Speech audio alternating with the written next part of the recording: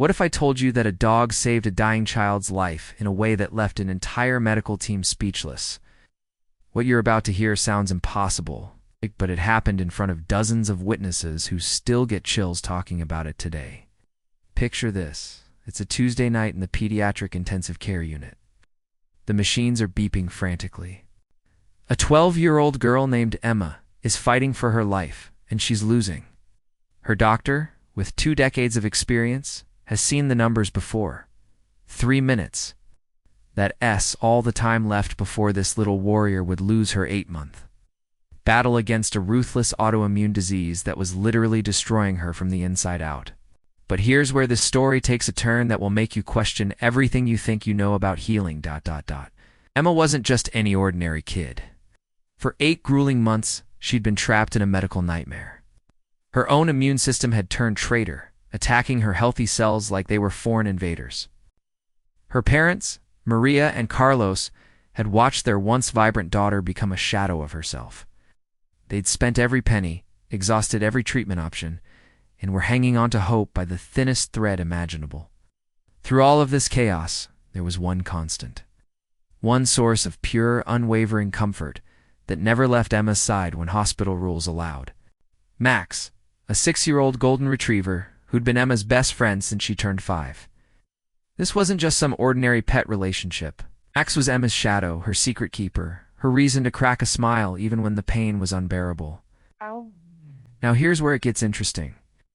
The hospital had strict no animals policies in the ICU, but Dr. Sarah Mitchell, Emma's primary physician, started noticing something that made her question those rules.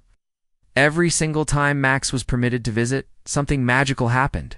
Emma's chaotic vital signs would settle into steady rhythms. Her breathing would deepen and slow. The constant grimace of pain would fade from her tiny face, replaced by something that looked almost like peace.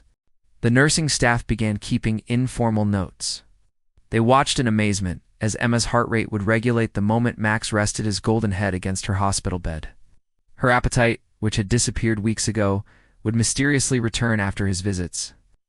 It was like this gentle giant carried some invisible healing power that their most advanced medical equipment could undetect or duplicate, but nothing could have prepared them for what was about to unfold that fateful Tuesday evening, as Emma's condition spiraled beyond the point of medical intervention. Her heartbroken parents made a decision that would shatter every hospital protocol. They couldn't let their baby girl take her final breath without her best friend beside her, so they did the unthinkable. They smuggled Max into the ICU, knowing full well the consequences they might face. The moment Max entered that sterile room, everything changed. His usual bouncy, playful energy vanished, replaced by an almost sacred sense of purpose. He moved toward Emma's bedside, with deliberate, careful steps, as if he understood the gravity of what was happening better than any human in that room. The medical team froze. Hospital security should have been called immediately. But Dr. Mitchell made a split-second decision that would haunt and inspire her for the rest of her career. She let Max stay, understanding that sometimes compassion has to override protocol, especially when modern medicine has reached its absolute limits. What happened next has been whispered about in medical circles for years. It's the kind of story that challenges everything we think we know about the boundaries between life and death. Between hope and science, Max approached Emma's bed with an urgency that seemed almost supernatural. But instead of his usual playful greeting, he gently placed his massive paws on the edge of her bed and locked his intelligent brown eyes onto her pale, still face. Then he began to whimper, but not the way dogs usually do.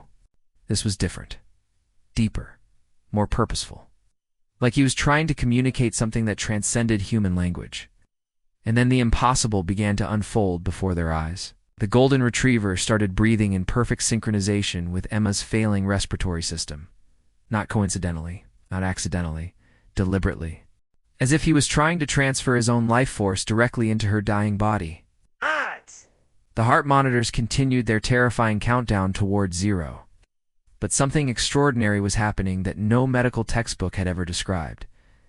As Max maintained his unwavering focus, breathing deeply and steadily, while never breaking eye contact with Emma, her erratic breathing pattern began to stabilize. Her oxygen levels, which had been plummeting toward fatal levels, started climbing back toward the safe zone. The entire medical team stood frozen in stunned silence as vital signs that had been screaming. Death imminent began showing signs of impossible improvement. Dr. Mitchell would later describe those moments as witnessing something beyond the realm of normal medical experience. Max's breathing became more pronounced, his chest rising and falling in a rhythm that seemed to guide Emma. His failing respiratory system back from the very edge of oblivion. It was as if this incredible dog was teaching her how to breathe again, how to fight again, how to choose life over surrender. For 47 minutes straight, Max never moved, never wavered, never broke his concentration. He breathed life back into his beloved companion through what can only be described as pure, concentrated love made manifest. If this incredible story has grabbed your attention, wait until you hear what happened next. The transformation that followed will leave you speechless, but it came at a price that will break your heart. Make sure to stick around for the ending, and if this story touches something deep inside you, show some love by hitting that like button and sharing this with someone who needs to believe in miracles today.